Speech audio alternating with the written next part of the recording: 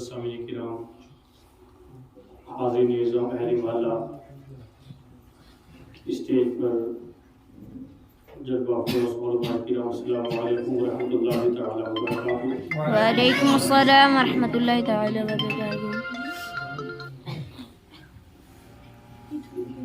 ابھی آپ ہمارے نہایت حبیب عزیز ساتھی اور ہمارے سرکور بلدی کی شان اور خاص کر ہمارے رسنے کی شان اور جان پہچانی شخصیت حضرت مولانا عبداللہ رضوی صاحب عبداللہ صاحب نہایت عمدہ خطاب سماعت کر رہے تھے۔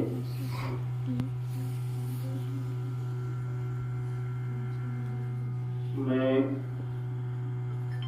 ٹائم بڑا کم ہے، آج کا شاید ہمارا جو اصلی پروگرام ہے یہ مخاطب کا امتحان ہے۔ آج کے جو لسانہ میں چند مخاطب کا امتحان ہوا ہے، سرے کے اندر ایک دو مخاطب کا امتحان ہوا ہے، تو یہ ٹائم ہمارا آپ کے اس وقت کے امتحان کا وقت ہے،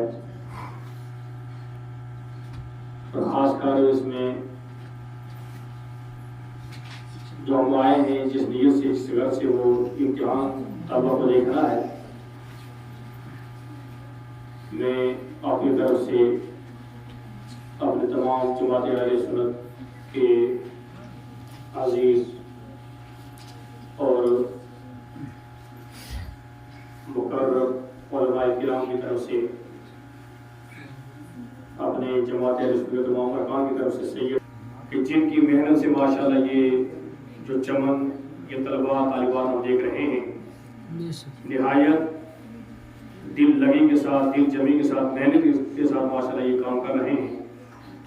میں دعا کرتا ہوں کہ اللہ تبارک و تعالیٰ ان کی اس محنت کو مزید عروج بخشے اور ان کے علم میں عمر میں بے پناہ برکتیں عطا فرمائے، اور آپ تمامی حضرات خاص کر کے یہاں آئے ہوئے ہمارے جتنے مہمان حضرات یا اہل محلہ ہیں، سب مبارکباد کے مستحق ہیں کہ آپ کو اس طرح کے بہترین اور ایک محرک اور فعال آدمی ماشاءاللہ ملے ہیں تعلیم دینے کے لیے۔ بہت اچھا کام یہ کر رہے ہیں۔ میری آپ سے گزارش ہے کہ ان کا تعاون کرتے رہیں، ان کا ساتھ دیں، انشاءاللہ یہ مزید اس کے بہترین انشاءاللہ کو دکھائیں گے۔ الحمدللہ نحمده ونستعینه ونستغفره ونؤمن به ونتوکل علیہ ونعوذ باللہ من شرور انفسنا ومن سیئات اعمالنا، من یهده اللہ فلا مضل له ومن یضلل فلا هادی له، ونشهد ان لا الہ الا اللہ وحدہ لا شریک له، ونشهد ان محمدا عبده ورسوله، اما بعد فاعوذ باللہ من الشیطان الرجیم، بسم اللہ الرحمن الرحیم، واقیموا الصلاة وآتوا الزکاة وارکعوا مع الراکعین، صدق اللہ العظیم وصدق رسولہ النبی الامین الکریم، ونحن علی ذلک لمن الشاہدین والشاکرین والحمد للہ رب العالمین۔ معزز سامعین کرام، آئیے میں اور سب مل کر کا انعامدار دونوں عالم کے مالک مختار ہم غریب کے نام کے ساتھ محمد رسول اللہ صلی اللہ تعالیٰ علیہ وسلم کی پیاری بارگاہ میں درود شریف کی ڈالی نشاور کریں اور پڑھیں بآواز بلند، صلی اللہ علیہ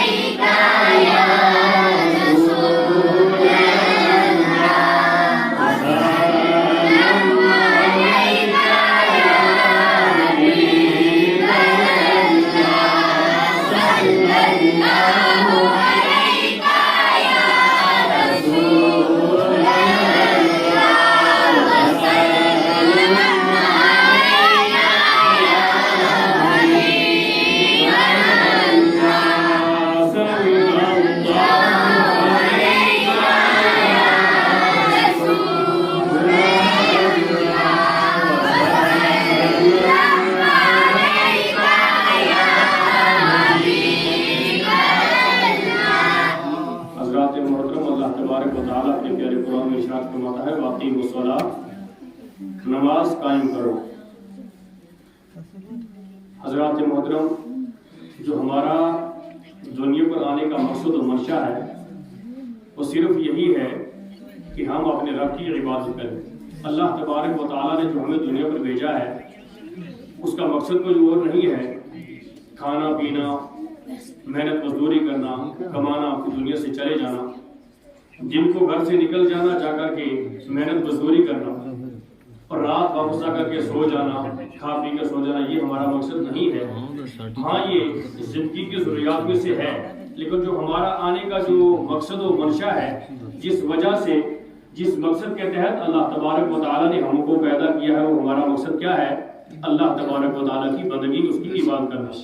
وَمَا خَلَقْتُ الْجِنَّ وَالْإِنسَ إِلَّا لِيَعْبُدُونَ، کہ میں نے تمام جنات اور انسانوں کو جو پیدا کیا وہ صرف اپنی عبادت کے لیے پیدا کیا ہے، اس کے علاوہ ہمارا دنیا پر آنے کا کوئی مقصد و منشا نہیں ہے۔ جس مقصد کے تحت، جس مقصد کو لے کر اللہ تبارک و تعالیٰ نے ہمیں پیدا کیا ہے، ہم اس مقصد سے کوسوں دور ہیں۔ تو ہمارا جو آنے کا مقصد صرف یہ ہے کہ ہم اپنے رب کی عبادت کریں، اپنے رب کی بندگی کریں، اس کو پوجیں، اس کو یاد کریں، اس کا ذکر کریں۔ تو عبادات میں سب سے افضل ترین عبادت کیا ہے؟ نماز۔ سب سے افضل ترین اگر عبادت ہے تو وہ کیا ہے؟ نماز ہے۔ سب سے پیاری عبادت اللہ تبارک و تعالیٰ کو جو ہماری ہے وہ نماز ہے۔ سبحان اللہ۔ نماز کے متعلق ابھی آپ سن رہے تھے، کیونکہ آج یہ 11ویں شریف ہے، غوث پاک رضی اللہ تعالیٰ عنہ کی کرامات، ان کی عظمت و شان کے بارے میں آپ نے حضرت مولانا عبداللہ صاحب سے سوال کیا ہے، نماز کے بارے میں انہوں نے بیان کیا ہے، لیکن ہمارا جو آنے کا مقصد ہے وہ کیا ہے؟ نماز ہے۔ تو ہمیں دنیا کے تمام کاموں کو چھوڑ کر کے وقت کے اندر نماز ادا کرنی چاہیے۔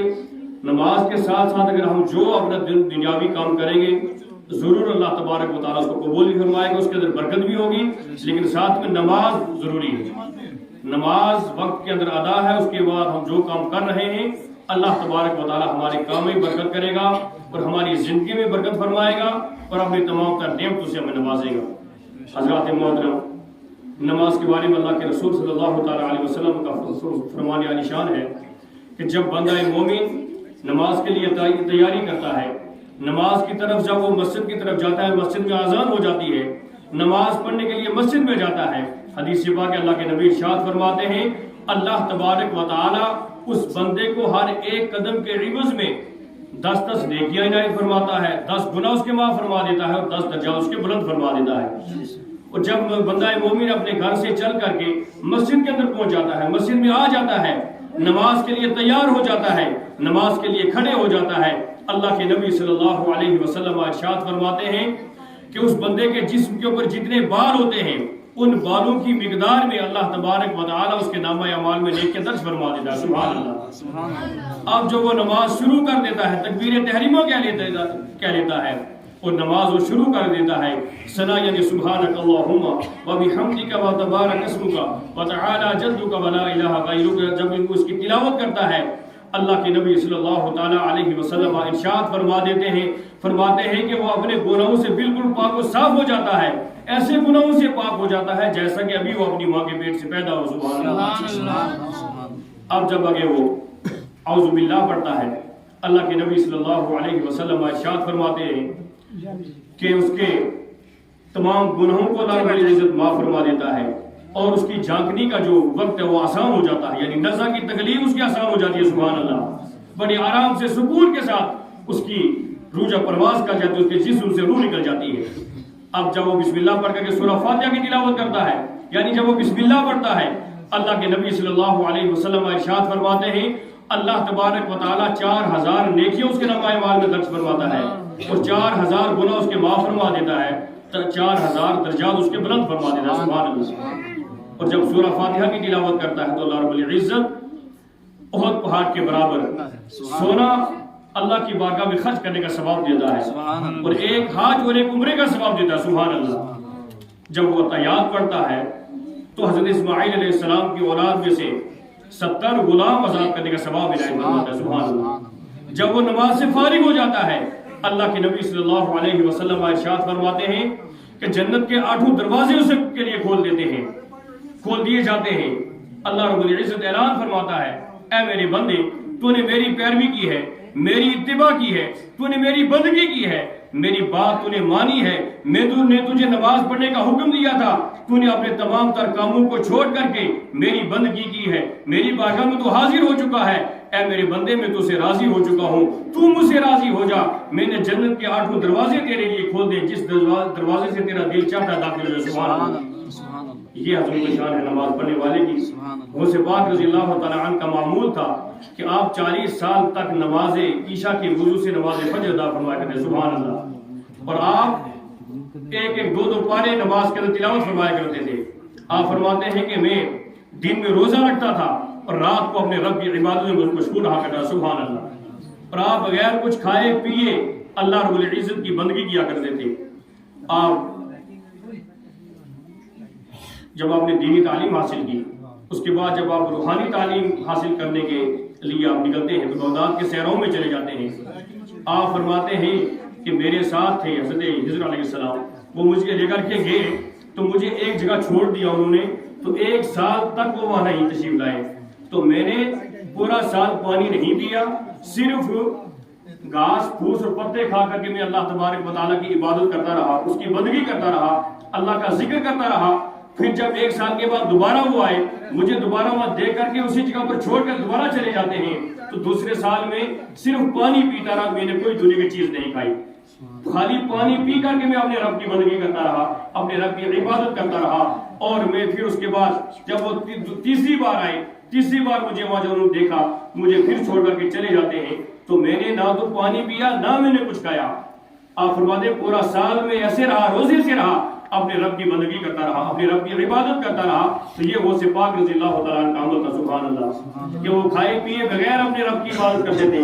آج تو اللہ تبارک و تعالیٰ نے طرح طرح کی نعمتوں سے ہمیں نوازا ہوا ہے، طرح طرح کے کھانے، طرح طرح کے مشروبات ہمارے سامنے موجود ہوتے ہیں، ہم تو اس کو کھانے میں لگے رہتے ہیں۔ اللہ تبارک و تعالیٰ کی نعمتیں ہمارے سامنے موجود ہیں، ہم اس کا شکر ادا نہیں کرتے ہیں، نہ تو اس کی بندگی کرتے ہیں، نہ اس کی عبادت کرتے ہیں، اسے اعراض کرتے رہتے ہیں۔ حضرات محترم، اللہ تبارک و تعالیٰ کی بارگاہ میں دعا ہے اللہ تعالیٰ ہم سب کو نیک عمل کی توفیق عطا فرمائے، 5 وقت جماعت کے ساتھ نماز پڑھنے کی توفیق و ہمت عطا فرمائے، اس مسجد کو آباد کرنے کی توفیق عطا فرمائے۔